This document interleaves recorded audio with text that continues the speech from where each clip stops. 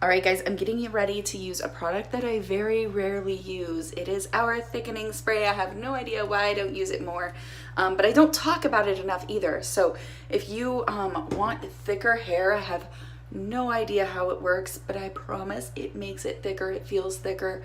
I have no idea. Okay, so I did layer one. I'm gonna just show you guys. I know I'm not doing the full video, but you don't need much when you're spraying our products. It's probably a little more than I normally use, but okay, top layer in, and I'm just blow drying.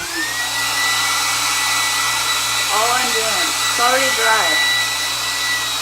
Getting that heat activation. Okay, I finished blow drying, and I'm just straightening really quick. But before I took down the next layer, I was like, oh my gosh, I could see the thickness. I could see it. It's totally thicker. I just finished styling completely, and it feels thicker. It doesn't feel it, like you guys can see, I can get my hands through my hair. All of the products will never leave you feeling like anything's in your hair, actually.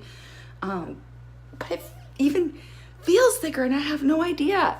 It's just this little liquid. How is that possible?